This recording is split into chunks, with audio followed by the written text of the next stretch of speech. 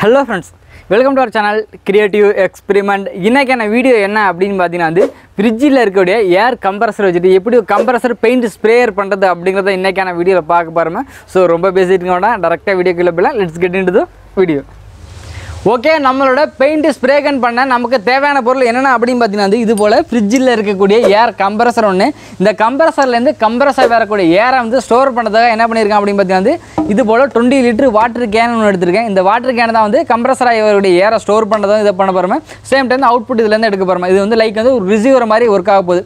First of all நம்ம என்ன பண்ணணும் அப்படின்னு பார்த்தீங்கன்னா இந்த கம்ப்ரஸர்லேருந்து அவுட்புட் பைப் பார்த்தீங்கன்னா இந்த பைப்லேருந்து நம்ம இந்த டேங்க் கூட கனெக்ட் பண்ணிக்கலாம் ஒரு ஓசை போட்டு.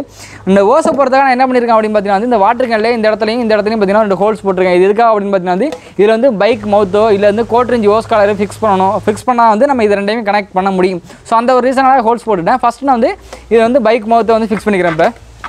இப்போ வந்துட்டு ஓகே, நம்மளோட ரிசீவர் டேங்கில் பார்த்தீங்கன்னா ரெண்டு சைடு போட்ட ஹோல்ஸ்லையும் வந்து மவுத்து ஒரு பக்கமும் அதே போல் இன்னொரு சைடு ஓஸ் காலர் ஃபிக்ஸ் பண்ணிட்டேன். என்கிட்ட ஒரு மவுத்து இருந்துச்சு, ஒரு ஓஸ் காலர் இருந்துச்சு. ஸோ அதை அப்படியே நான் ஃபிக்ஸ் பண்ணிட்டேன். அண்ட் அடுத்ததாக பார்த்தீங்கன்னா வந்து இந்த கேனோட வாய்ப்பகுதியும் ஓப்பனில் இருக்குது. ஸோ இதையும் நம்ம க்ளோஸ் பண்ணணும்.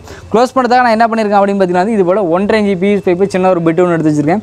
ஸோ இந்த பிட்டான பைப்பு வந்து எண்டில் பார்த்தீங்கன்னா வந்து இது போல் இந்த சைடில் கட் பண்ணி விட்ருக்கேன். எதுக்காக அப்படின்னு பார்த்தீங்கன்னா நார்மலாக வைக்கும்போது இந்த 1.5 inch PVC பைப்பும் இந்த வாட்டர் கேனோட வாய்ப்பகுதியும் ஒரே மாதிரி இருக்குது. ஸோ இந்த பக்கம் கட் பண்ணிட்டனால வந்து நம்மளால் ஈஸியாக வந்து அமுக்கிட்டு உள்ளே லாக் பண்ண முடியும். ஸோ அந்த ரீசனால நான் கட் பண்ணிட்டேன். ஸோ இதை லாக் பண்ணிக்கிறேன். இப்போ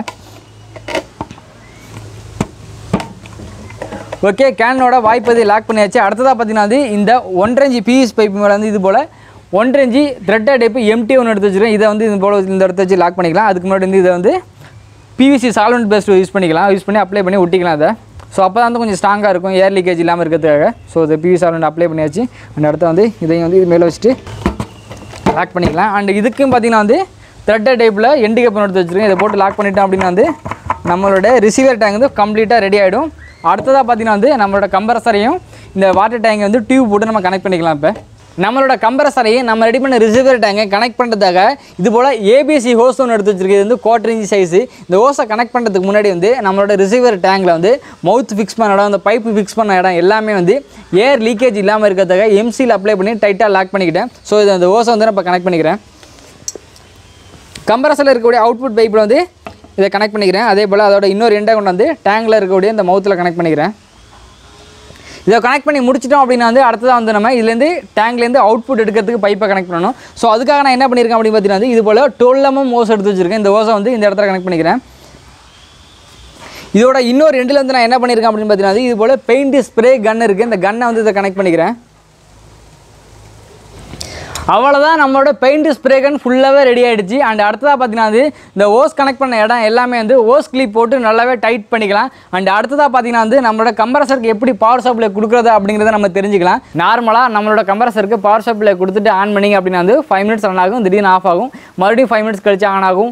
இது மாதிரி கண்டினியூஸ் ப்ராசஸ் நடந்துகிட்டே இருக்குது. நமக்கு வந்து கம்ப்ரஸர் இப்போ தான் ஆனில் இருந்தால் தான் நம்மளால் கரெக்டான டைமில் பெயிண்ட் அடிக்க முடியும், கரெக்டான ஸ்பீட்லேயும் பெயிண்ட் அடிக்க முடியும். ஸோ அதுக்கு காரணம் என்ன அப்படின்னு பார்த்தீங்கன்னா வந்து ஏன் வந்து 5 minutes கொண்டு ஆஃப் ஆகுது அப்படின்னு பார்த்தீங்கன்னா இது போல் அடாப்டர் தான் நம்ம பவர் சப்ளை கொடுக்க போகிறோம். அந்த அடாப்டரில் பார்த்தீங்கன்னா வந்துட்டு ஓவர்லைடு ப்ரொடக்ட் ப்ளஸ் வந்து ரிலேவும் இருக்குது. அந்த ஒரு ரீசனால தான் வந்து நமக்கு வந்து இது மாதிரி ஆஃப் ஆகி ஆன் ஆகுது. ஸோ இதை ரெக்டிஃபை பண்ணுறதா நம்ம என்ன பண்ணணும் அப்படின்னு பார்த்தீங்கன்னா வந்து ஸோ கிட்ட கொஞ்சம் இந்த அடாப்டரில் இருக்கக்கூடிய இந்த ஓவர்லோடு ப்ரொடக்டரை நம்ம ரிமூவ் பண்ணிடலாம். இது நமக்கு தேவை கிடையாது, இதுதான் அந்த ஓவர்லோட் ப்ரொடக்டர். ஸோ இது ரிமூவ் பண்ணிட்டோம் அப்படின்னு பார்த்தீங்கன்னா இதில் ரிலே மட்டும் தான் இருக்கும். ஸோ இது இந்த இடத்துல ஃபிக்ஸ் பண்ணிக்கலாம். இதை ஃபிக்ஸ் பண்ணுறதுக்கு முன்னாடி வந்து பார்த்தீங்கன்னா நம்மளோட கம்ப்ரஸரில் 3 பின் இருக்குது. என்னென்ன பின் அப்படிங்கிறது நம்ம தெரிஞ்சிக்கலாம். இந்த பார்த்தீங்கன்னா மேலே இருக்குது பார்த்தீங்களா, இது வந்து காமனு, இது வந்து starting and running, common starting running.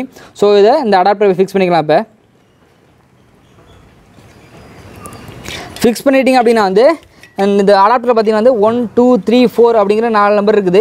அதில் வந்து 1ல் வந்து நம்ம கொடுக்கக்கூடிய இன்புட் சப்ளையோட ஃபேஸையும் கனெக்ட் பண்ணிக்கலாம். அதே போல் வந்து இந்த காமன் பின் இருக்குது பார்த்தீங்களா, இந்த காமன் பின் இதில் வந்து நியூட்ரலையும் கனெக்ட் பண்ணிக்கலாம். அப்படி கனெக்ட் பண்ணிட்டீங்கன்னா அப்படின்னா வந்து நம்மளோட கம்ப்ரஸர் வந்து கண்டினியூஸாக ரன் ஆகிட்டு இருக்கும். அதனால் நம்ம ஃப்ரீ ஃப்ளோ பெயிண்ட் ஸ்ப்ரே பண்ண முடியும். ஸோ அடுத்த வந்து நம்ம பவர் சப்ளை கொடுத்துட்டு நம்ம பெயிண்ட் ஸ்ப்ரே பண்ணி பார்க்கலாம். ஓகே, நம்ம ரெடி பண்ண பெயிண்ட் ஸ்ப்ரேயரை இப்போ டெஸ்ட் பண்ணி பார்க்க வேண்டியதான். கம்ப்ரஸரை வந்து பவர் சப்ளை போர்டு கூட கனெக்ட் பண்ணியாச்சு. அண்ட் வந்து கம்ப்ரஸரை ஆன் பண்ணிக்கிறேன். இப்போ ஓகே, கம்ப்ரஸர் ஆன் ஆக ஆரம்பிச்சிருச்சு. அண்ட் வந்து நம்மளோட ரிசீவர் டேங்கில் வந்து ப்ரெஷர் ஹோல்ட் ஆக ஆரம்பிச்சிருச்சு. அண்ட் பார்த்திங்கன்னா வந்து ப்ரெஷர் ஹோல்ட் ஆகிட்டு இருக்குது. அண்ட் இப்போ வந்து நம்மளோட பெயிண்ட் ஸ்ப்ரே கனில் பெயிண்ட்டை ஊற்றிக்கலாம்.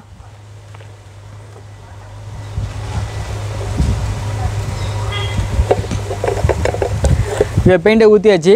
அண்ட் அடுத்ததாக பார்த்தீங்கன்னா வந்து நம்மளோட கம்ப்ரஸர் ஆன் பண்ணி ப்ரெஷர் அதாவது ரிசீவர் டேங்கில் வந்து ப்ரெஷர் பில்ட் ஆகணும்.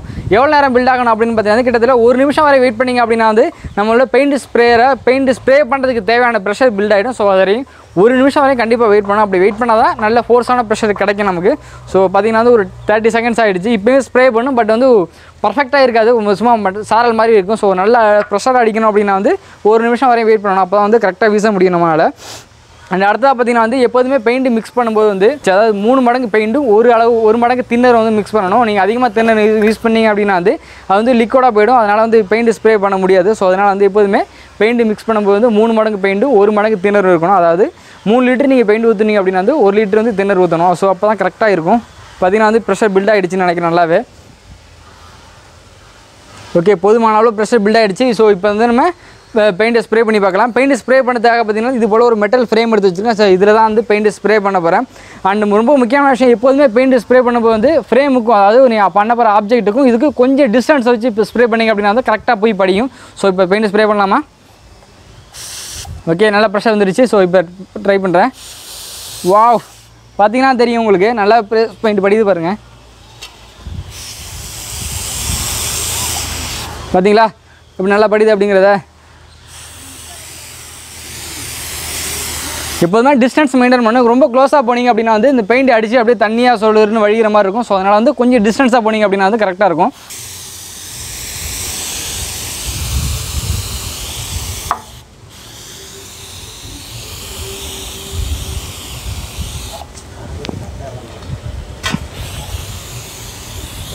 வாவ், செம்மையாக ஒர்க் வந்து.